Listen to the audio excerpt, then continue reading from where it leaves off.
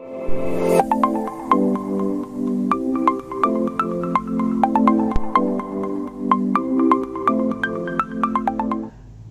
student.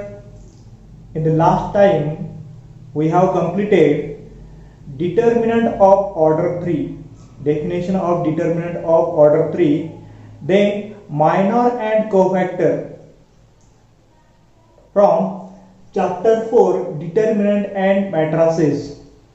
After that we have taken exercise 4.1. After of that there is topic properties of determinant, and properties of determinant is deleted for this year.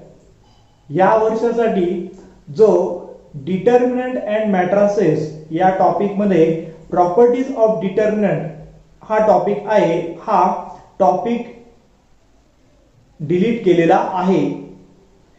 त्यापुढे आपल्याला जो topic घ्यायचा आहे that is application of determinant.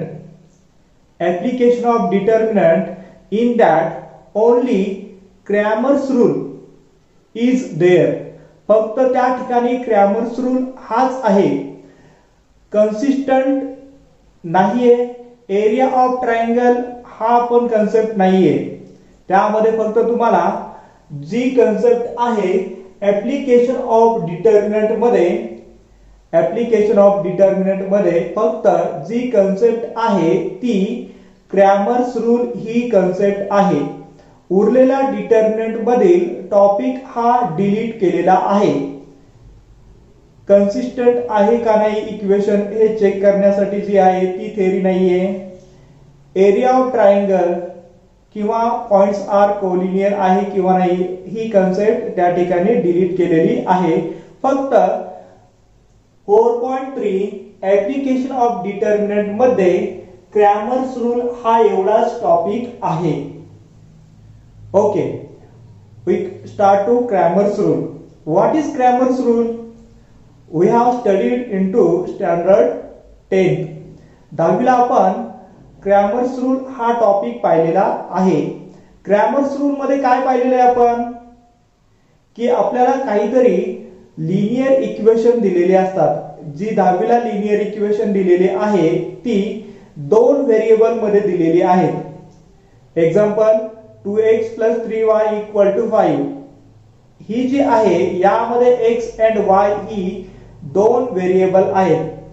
तीच आपण या वर्षी तीन व्हेरिएबल साठी पाहणार आहोत. क्रॅमर्स रूल जो आपण 10वीला पाहिलेला आहे तोच आपण या वर्षी फक्त तीन व्हेरिएबल साठी पाहणार आहोत. एक व्हेरिएबल त्यामध्ये आपण वाढवणार आहोत. थेरी तीच आहे जी आपण 10वीला पाहिलेली आहे. We have seen into standard. Cramer's rule. Cramer's rule is used to find solution of system of linear equation.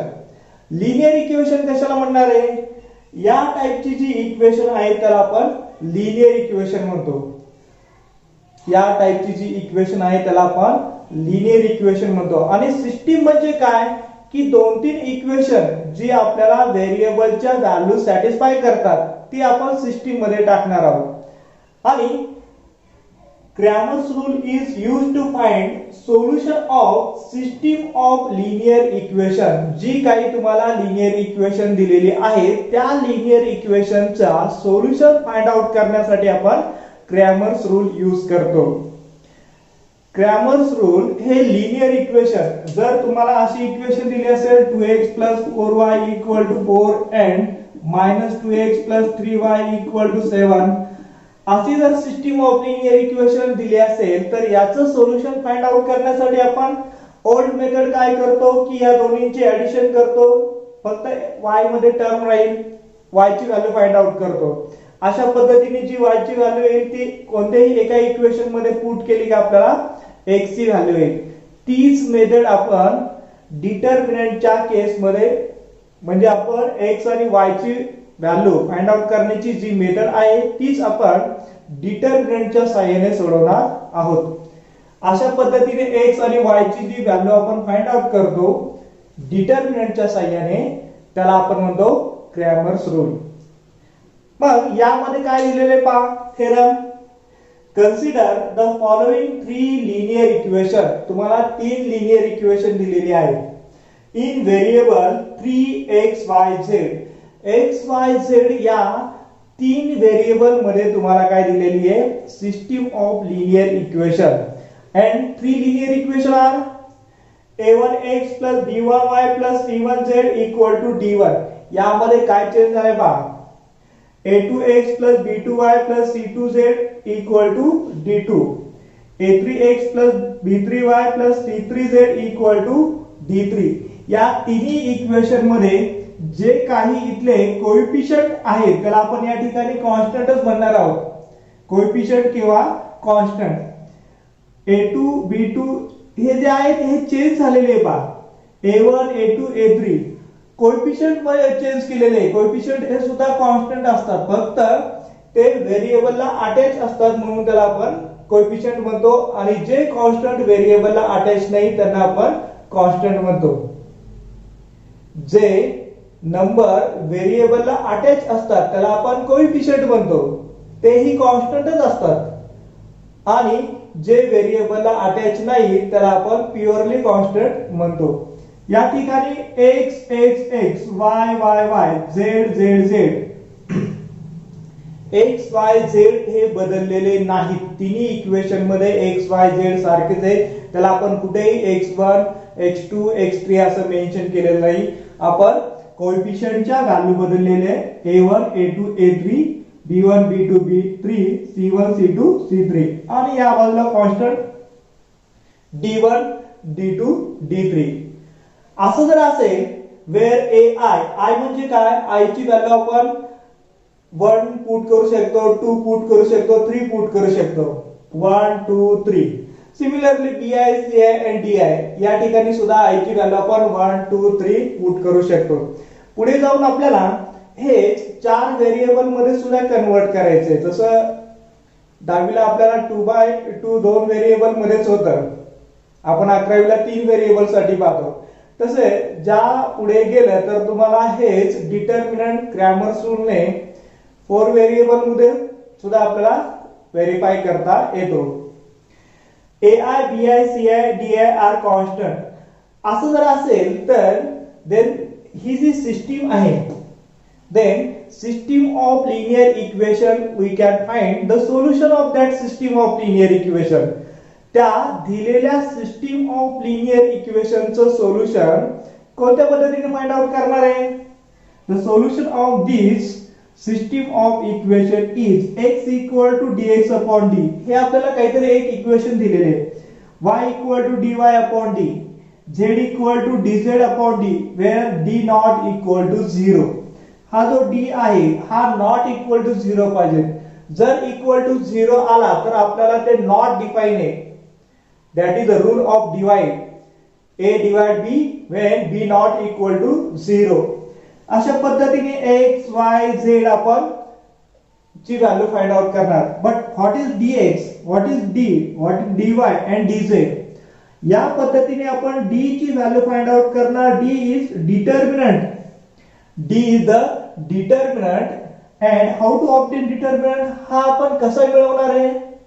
Determinant मध्ये जे काही या a1 a2 a3 b1 b2 b3 c1 c2 c3 यांच्या ज्या काही व्हॅल्यू आहे, पहिल्या जे इक्वेशन आहे त्याच्या आपण व्हॅल्यू पहिल्या रो मध्ये पुट केल्या. दुसरे इक्वेशन आहे त्याच्या आपण दुसऱ्या मध्ये पुट केल्या. तिसरे इक्वेशन आहे आपण तिसऱ्या रो मध्ये पुट केल्या. अशा पद्धतीने आपण d ऑब्टेन केला. dx कसा ऑब्टेन करणार आहे. dx च्या केस मध्ये हे जे आहे हे 3 आपण काढून टाकणार. आपण हे काढून टाकणार आणि त्याऐवजी d1 d2 d3 ह्या व्हॅल्यू घेणार. d1 d2 d3 आपण ह्या a1 a2 a3 व्हॅल्यू काढून टाकल्या आणि त्याऐवजी d1 d2 d3 व्हॅल्यू घेतल्या. बाकीचे हे 2 कॉलम आहे ऍज इट इज, त्यामध्ये आपण काही बदल करणार नाही. dx साठी y साठी काय करणार. y is in two second position. Second पोझिशनचा जो कॉलम आहे त्यामध्ये बदल करणार आणि हा आपण जो आहे आता आपण सेकंड पोझिशनला घेणार. मग पहिल्यामध्ये आणि तिसऱ्यामध्ये काहीच बदल करणार नाही. आपण कुठे बदल करणार आहे? y, म्हणजे y च्या ठिकाणी आपण d1 d2 and d3 put करणार. सिमिलर dz कसं ऑब्टेन करणार?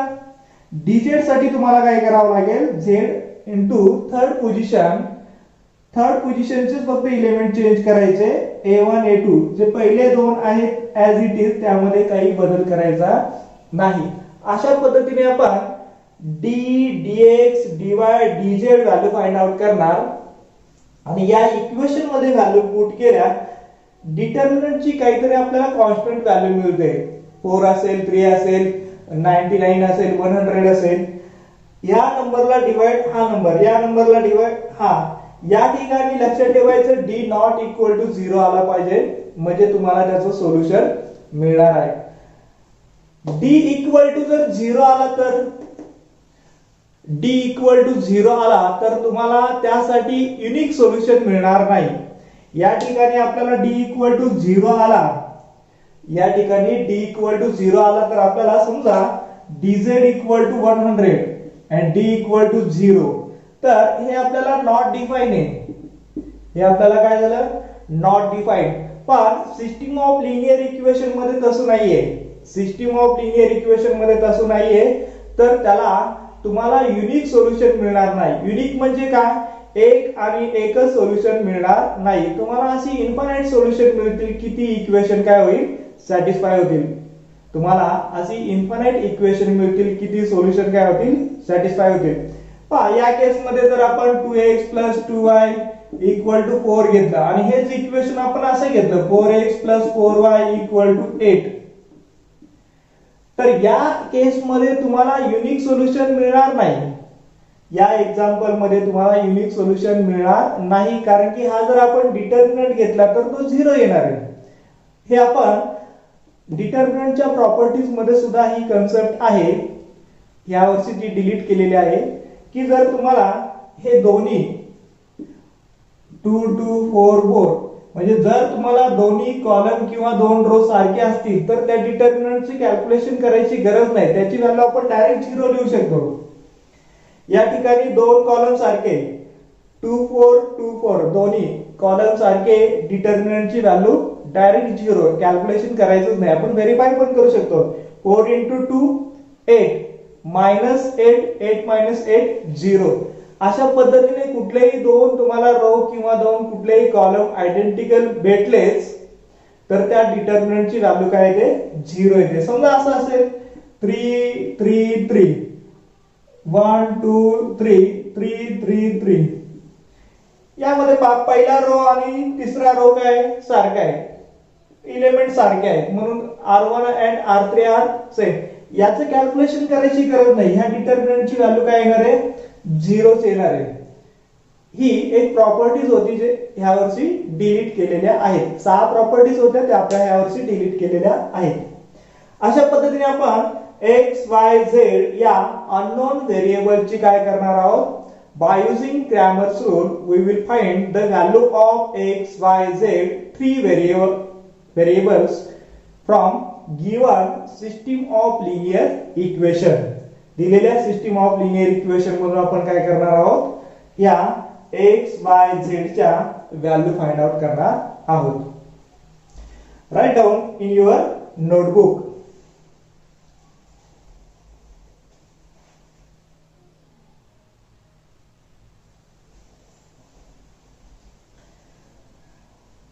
Now we take the exercise 4.3.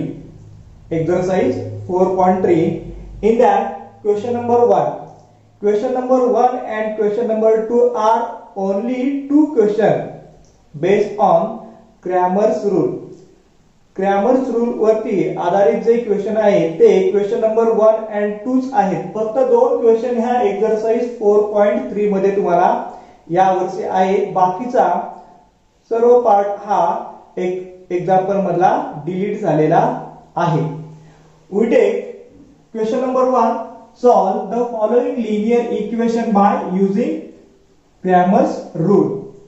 And we have given 3 equation that is system of linear equation. आपण पहिल्यांदा जी दिलेली लिनियर इक्वेशन आहे ती आपण लिहून घेऊया. Given equation are x plus y plus z equal to 6, x minus y plus z equal to 2 and x plus 2y minus z equal to 2. ही जी लिनियर इक्वेशन दिलेली आहे ती आपण लिहून घेतलेली आहे. आता त्यापासून आपण d dx dy dz ह्या चार व्हॅल्यू फाइंड आउट करणार आहोत. Now d equal to d साठी काय करायचे, फक्त x y z च्या व्हॅल्यू घ्यायच्या. 1 1 1 1 1 1 1 minus 1 1 1 2 minus 1 या पद्धतीने आपण काय केलं, याच्या व्हॅल्यू ज्या x y z च्या आहेत त्या आपण लिहिल्या. आता आपल्याला डिटर्मिनंट इव्हॅल्युएट करायचं आहे, सोडवायचं आहे. 1 into डायरेक्ट कॅल्क्युलेशन करा. 1 into हा आपल्या डोळ्यासमोर असणार. 1 into -1 -1 -1 plus 1 and that is equal to 2 into 1 2 minus second आपण टर्म मायनस घेतो 1. आता 1 साठी काय करायचं, 1 into -1 -1 1 into 1 that is 1. दुसरी जी टर्म आहे आपण मायनस करत असतो म्हणून 1 into 1 plus 1 जरी आली तरी आपण सबट्रॅक्ट करतो म्हणून मायनस लिहिलेले आहे. थर्ड प्लस 1 यासाठी काय करणार, हा डिलीट केला. 2 into 1 2 -1 into मायनस मायनस होता प्लस 1 होईल equal to 1 into -1 -1 into -2 plus 1 into 3 -1 minus plus 2 plus 3 plus 5 minus 1 equal to plus 4. Value of d equal to plus 4. Similar, we have to find dx. आता dx साठी काय करणार आहे आपण, हा फक्त कॉलम काढून टाकायचा आहे आणि त्याऐवजी ह्या व्हॅल्यू पुट करायचे. 6 2 2 आणि हे दोन column as it is 1 -1 2 1 1 -1. Now same method evaluate it. सोडवा हे 6 into -1 into 1 -1 into -1 plus 1 minus 2 into 1 -2 -1 into -1 into 2 -2 2 into 1 -2 plus 1 into 1 साठी 2 into 2 4 2 into -1 plus 2. ही जरी 2 into -1 -2 आली तरी आपण सेकंडची सबट्रॅक्ट करतो म्हणून आपण साइन चेंज करून तिथे व्हॅल्यू लिहितोय. 6 into -1 -1 into -4 plus 1 into 6 that is equal to -6 plus 4 plus 6 equal to plus 4. -6 plus 6 cancel आले. dx equal to plus 4. या दोनच डिटर्मिनंट वरतून आपण कॅल्क्युलेट करू शकतो की आपली मेथड ही करेक्ट आहे किंवा चुकीची आहे. 4 डिवाइड 4 1 हे आन्सर येईल. समजा हे आन्सर 5 वगैरे दुसरे कुठले तरी आले असतं तर आपण एकदा पुन्हा व्हेरीफाय केलं असतं.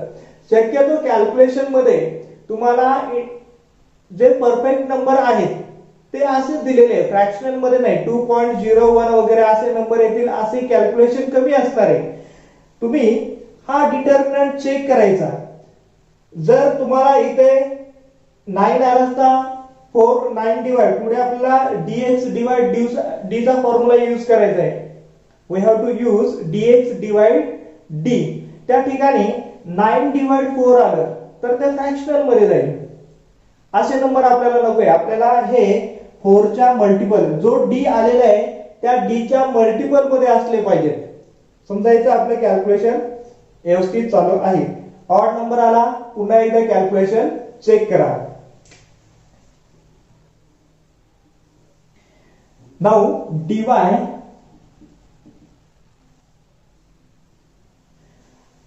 साठी काय करणार, हा जो डिटर्मिनंट आहे हा आपण काढून टाकणार आणि त्याऐवजी ह्या व्हॅल्यू पुट करणार. 1 1 1 1 1 -1. फर्स्ट कॉलम थर्ड कॉलम मध्ये आपण काही चेंज करत नाही. 6 2 2. पुन्हा आता इव्हॅल्युएट करा. 1 into -2 -2 -6 into 1 into -1 -1 1 into -1 -1 plus 1 into 2 2 and 1 into 2 2.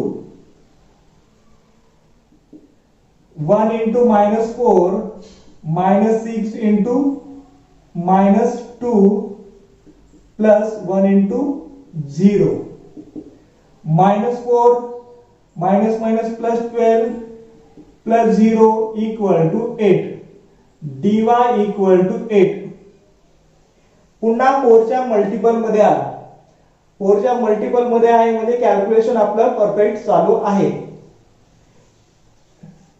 dz equal to dz साठी आता काय करणार आहे, जो तिसरा कॉलम आहे तो आपण चेंज करणार आणि पहिल्या दोन कॉलम ठिकाणी काही चेंज करणार नाही. 1 1 1 1 -1 2 and पहिले दोन ऍज इट इज, तिसऱ्या मध्ये आपण चेंज करणार आणि 6 2 2 ही व्हॅल्यू काय करणार त्या ठिकाणी पुट करणार. 1 into -2 -4 -1 into 2 into 1 2 -2 plus 6 into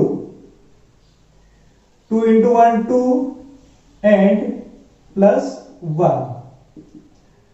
1 into -6 -1 into 0 plus 6 into 3 -6 plus 0 plus 18 that is equal to 12. dz equal to 12. हा सुद्धा आपल्याला 4 च्या मल्टिपल मध्ये मिळालेला आहे. Now by using Cramer's rule, x equal to dx upon d, y equal to dz upon dy upon d, y equal to dx upon d he calculation आपण लगेच करून घेऊया किंवा एक स्टेप लिहूया. y equal to dy upon d and z equal to dz upon d. Since x equal to dx upon d, dx is 4, d is 4, 4 divided 4 equal to 1, y equal to dy upon d, 8 divided 4 equal to 2 and z equal to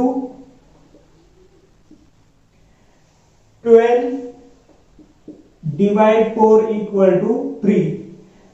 आता आलेली answer ही correct आहे किंवा नाही आपण verify करू शकतो. x y z या equation मध्ये पुट करा. x equal to 1, y equal to 2 and z equal to 3. 1 plus 2 3, 3 plus 3 6 म्हणजे ही आलेली आपले आन्सर करेक्ट आहे. आपले कुठेही मार्क्स जाणार नाही. आपण इथेच व्हेरीफाय करणार की आलेला आन्सर आपला करेक्ट आहे. The value of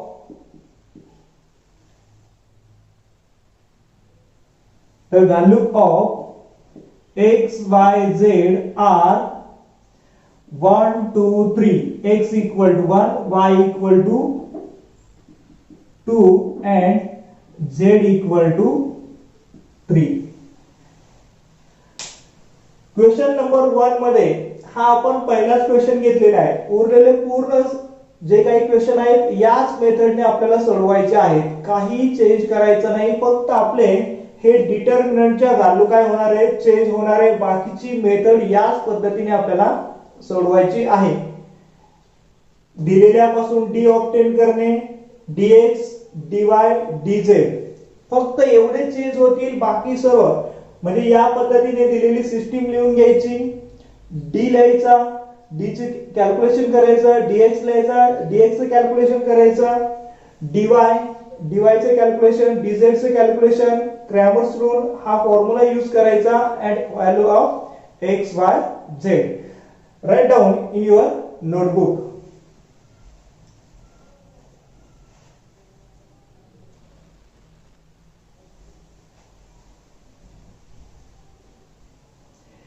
Question number 4. Minus 2 upon x minus 1 upon y minus 3 upon z equal to 3. 2 upon x minus 3 upon y plus 1 upon z equal to minus 13 and 2 upon x minus 3 upon z y ची term यामध्ये नाही equal to minus 11. यामध्ये x y z हे numerator मध्ये न देता denominator मध्ये दिलेले. न्यूमरेटर मध्ये वरती दिलेले नाही, आपल्याला हे डिवाइडच्या फॉर्म मध्ये दिलेले आहेत ऍज अ डिनोमिनेटर. असे एक्झाम्पल सोडवताना काय करायचंय की आपण यांना पहिल्यांदा न्यूमरेटरच्या फॉर्म मध्ये कन्वर्ट करणार आणि आपल्या नेहमीच्या मेथडने सोडवणार. शेवटी जे आलेलं आन्सर आहे त्या ठिकाणी आपण त्याच्या व्हॅल्यू काय करणार आहोत, पुट करणार आहोत. एवढा चेंज करणार आहोत. बाकी एक्झाम्पल सिमिलर वेज आहे. जे आपण पहिले सोडवलेलं आहे त्याच पद्धतीने हे चौथं एक्झाम्पल आहे. दुसरा आणि तिसरा एक्झाम्पल विद्यार्थ्यांनी सोडवायचं आहे. दुसरा आणि तिसरा एक्झाम्पल विद्यार्थ्यांनी सोडवायचं आहे. पुट जर असा डिवाइडच्या फॉर्म मध्ये आलं तर आपण काय करणार, put p equal to 1 upon x, q equal to 1 upon y and z equal to r equal to 1 upon z. ही इक्वेशन काय होणार आहे, since given equation become as, given equation काय येणार आहे, फक्त आता कॉन्स्टंटचा विचार करायचा. मायनस 1 अपॉन x ऐवजी आपण p घेणार आहे, minus 2p, minus 1 upon y च्या ऐवजी आपण q घेणार आहे, q, 1 अपॉन z च्या ऐवजी r घेणार आहोत. हे जे इक्वेशन आहे ते p q r च्या फॉर्म मध्ये तयार झालं. न्यूमरेटर मध्ये आपण ते व्हेरिएबल आणले इक्वल टू 3. हे पहिले इक्वेशन. दुसरा 2p minus 3q plus r equal to minus 13. 2p y ची टर्म यामध्ये नाहीये, minus 3 minus 3 r equal to minus 11. ही झाली आपली सिस्टीम ऑफ लिनियर इक्वेशन. यापासून d ऑब्टेन करायचा. d equal to minus 2 minus 1 minus 3, 2 minus 3 1, 2 0 minus 3. जे काही coefficient आहे p q r चे आपण या ठिकाणी पुट केले. minus 2 into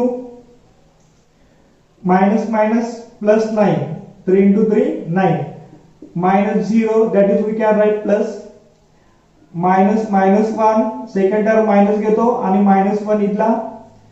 2 into minus 3 minus 6, 1 into 2 minus 2 and minus 3 into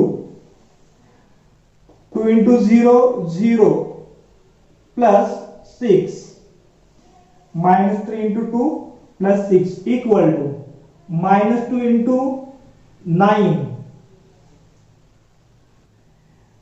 plus 1, minus minus plus 1, into -8 and -3 into 6 -18 -8 -36 -18 3 into 6 -18 -18 -18 18 into 2 36 -36 -36 plus 8 -44 d equal to -44. आता आपण काय घेणार, dx घेणार, dy घेणार, dz घेणार का नाही. आपले व्हेरिएबल p q r मध्ये आहे. आता आपण dp घेणार. dp equal to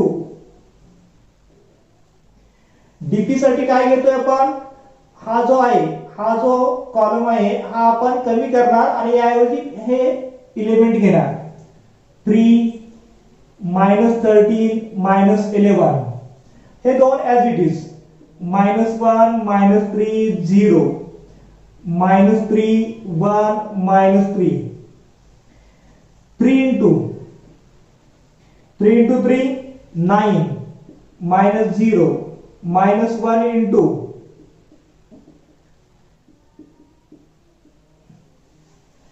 3 into 13 minus हे प्लस होणार आहे 39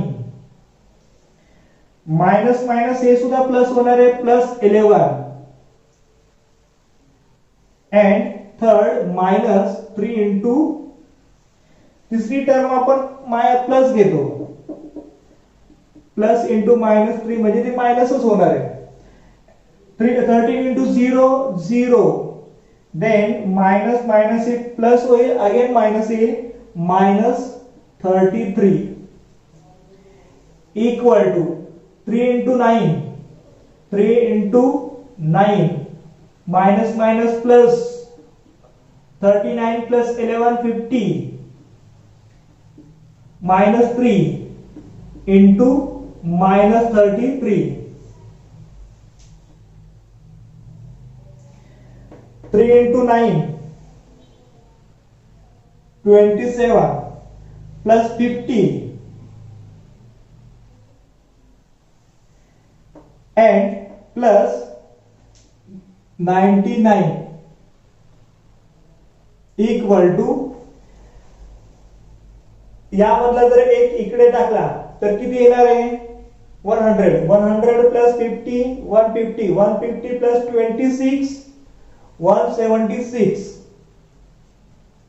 176 ला 44 ने भाग जातो का,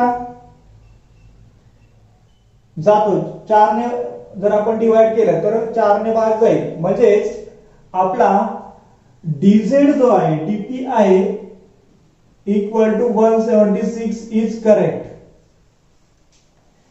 176 इज करेक्ट. हे सुद्धा कॅल्क्युलेशन आपण एक अंदाजे करू शकतो. एकदा मी ट्रिक सांगितली होती, इतर ट्रिक सांगितलेली पहा. 1 इथे ऍड केला 100 झाला, म्हणजे 100 प्लस 50 150 आणि यातला एक कमी केलाय 150 मध्ये 26 176. अशा पद्धतीने आपण त्याची ऍडिशन मल्टिप्लिकेशन करताना सुद्धा आपण याच पद्धतीने करणार आहोत. 45 केला किंवा यातला 40 घेतला तर 40 ने किती होणार आहे 4 into 4 16 40 गुणिले 4 160 आणि वरचे 16 176. या पद्धतीने हे कॅल्क्युलेशन जेवढी तुम्ही प्रॅक्टिस कराल तेवढे तुम्हाला हे कॅल्क्युलेशन अंदाज येत जाईल. नंतर dq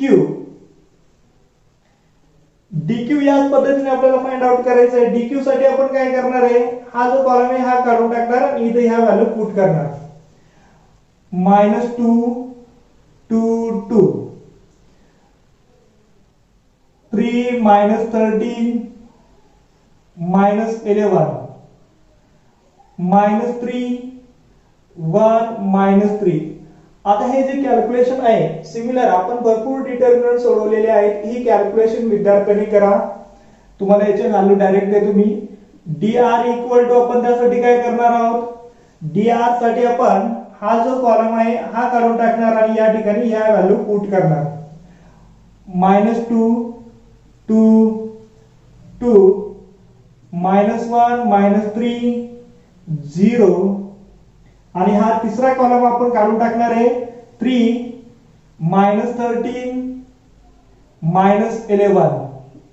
याचं कॅल्क्युलेशन सुद्धा काय करायचंय विद्यार्थ्यांनी फाइंड आउट करायचंय. हे जर विद्यार्थ्यांनी सोडवल्या तर याच्या value dq equal to -88 and dr equal to -44 या व्हॅल्यू येतील. आता आपण चार डिटर्मिनंट झाले d dp dq and dr. now by Cramer's rule कशाचे व्हॅल्यू फाइंड आउट करणार p q r. p equal to dp upon d, that is dp is 176 divide -44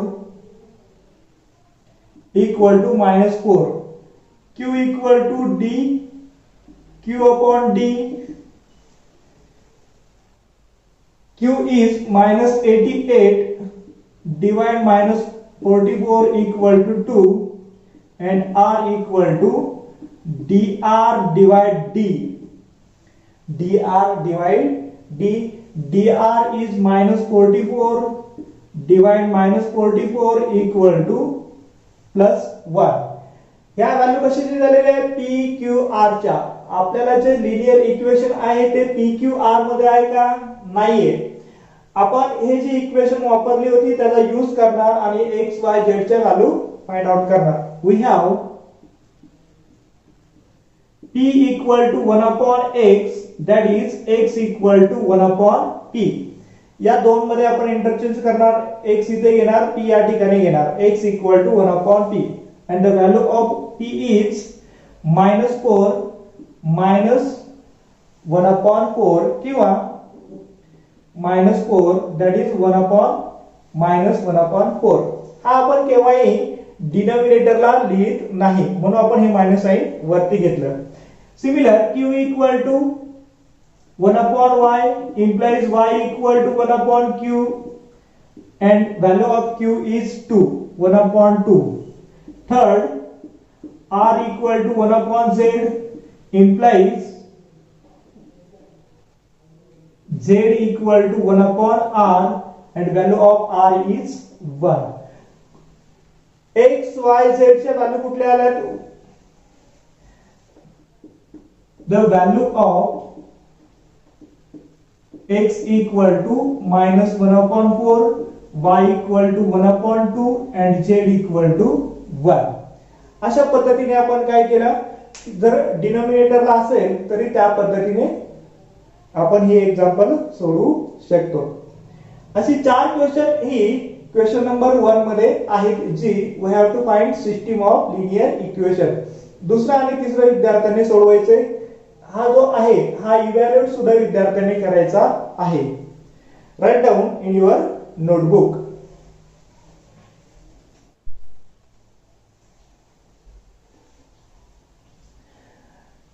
Now we take the question number 2.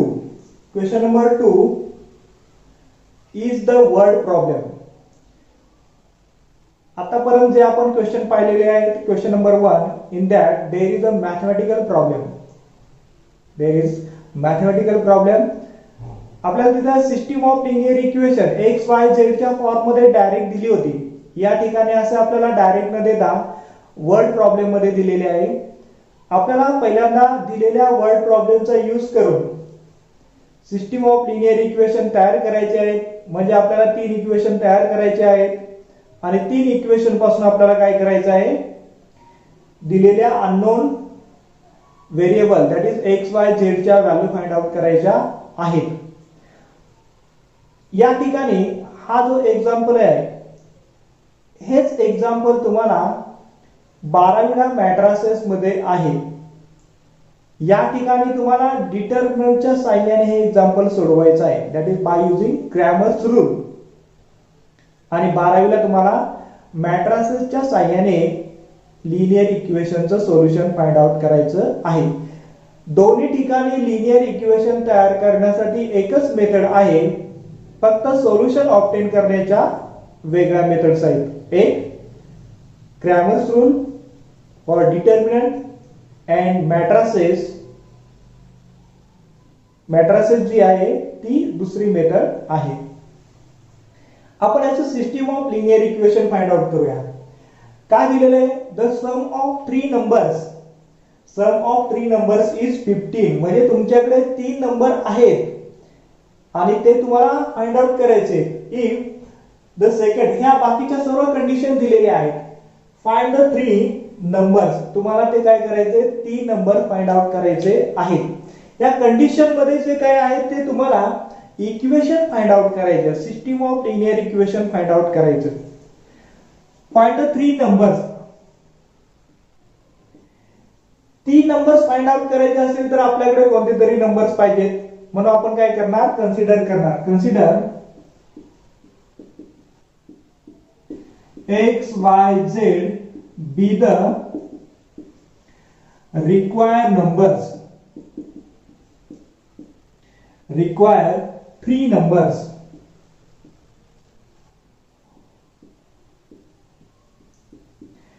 तीन numbers आपण x y z घेतले. आता एक एक sentence पाहूया. The sum of from given information,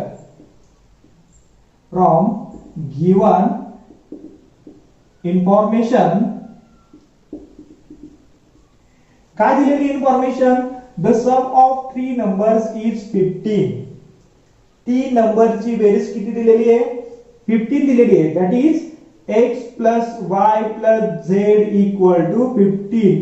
Equation number 1. Sum of 3 numbers is 15. Second, if the second number is subtracted, second number काय करायचं आहे? सबट्रॅक्ट करायचं आहे. सेकंड नंबर म्हणजे y. हा पहिला नंबर, दुसरा आणि तिसरा. सेकंड नंबर सबट्रॅक्ट करायचं आहे. सबट्रॅक्टेड फ्रॉम कशापासून? The sum of first and third number. Sum of first and third number मधून सेकंड नंबर सबट्रॅक्ट करायचा आहे. Then we get 5. We get is याचा अर्थ इक्वल टू, म्हणजे आपल्याला दुसरं इक्वेशन आहे x plus z minus y equal to 5. हेच आपण कसं लिहिणार आहे? That is x plus x minus y plus z equal to 5. Equation number 2. हा आपण y फक्त पुढे घेतलेला आहे. x y z या पद्धतीने आपल्याला इक्वेशन पाहिजे. तिसरा we get 5. दोन इक्वेशन मिळाली. 3 व्हेरिएबल आहे. 3 इक्वेशन असलीच पाहिजेत. when first number is subtracted, when third number that is z, third number is subtracted from the sum of कशाची? twice the first number, first number 2x, that is twice. कशाची सम घेतलेली आहे? twice the first number and second number. सम कशाची आहे? सम आहे sum of twice the first number and second number and third number is subtracted, we get 4. म्हणजे आपल्याला equation काय भेटलं? 2x plus y minus z equal to 4. हे झालं आपलं इक्वेशन नंबर 3. एकदा का आपल्याला असे 3 लिनियर इक्वेशन मिळाले की आपल्याला सोल्युशन फाइंड आउट करणं सोपं आहे. आपण d घेणार. d equal to 1 1 1 1 minus 1 1 and 2 1 minus 1. d चं व्हॅल्यू डिटर्मिनंटच्या साइन आपल्याला फाइंड आउट करायचे. हे कॅल्क्युलेशन विद्यार्थ्यांनी करायचे. आता आपण बऱ्याच वेळा कॅल्क्युलेशन केलेलं आहे. dx फाइंड आउट करायचं आहे. We have to find dx. dx साठी काय करणार आपण? हा पहिला कॉलम फक्त चेंज करणार आहोत. बाकीचे दोन column as it is. 1 minus 1 1 1 1 minus 1 and 15 5 4. 15 5 4. dy equal to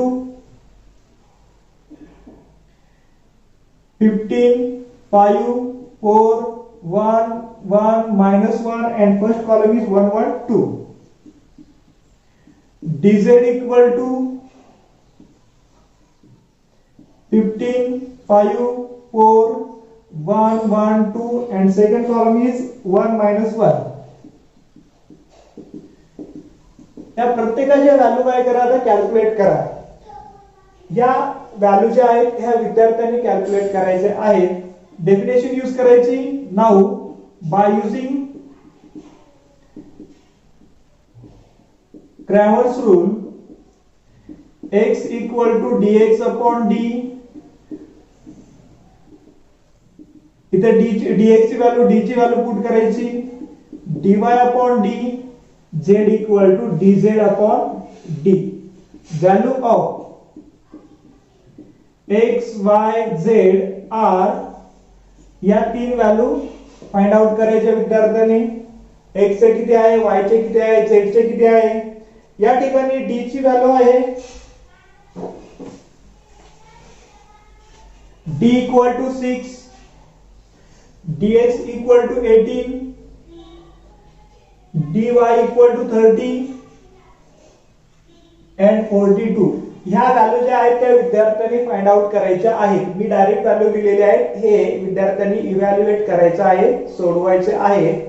आणि त्यापासून या x y z चे व्हॅल्यू काय करा, आता तुम्ही फाइंड आउट करा. अप टू दिस हे या साहाय्याने काय करा, विद्यार्थ्याने एक्झाम्पल सोडवा आणि तुमच्या नोटबुक मध्ये लिहा. यानंतरचा जो पार्ट आहे consistent and area of triangle हा सिलेबस मधून डिलीट झालेला आहे. आपण या पुढील जो टॉपिक आहे मॅट्रासेस त्याला सुरुवात करूया in the next video. Thank you.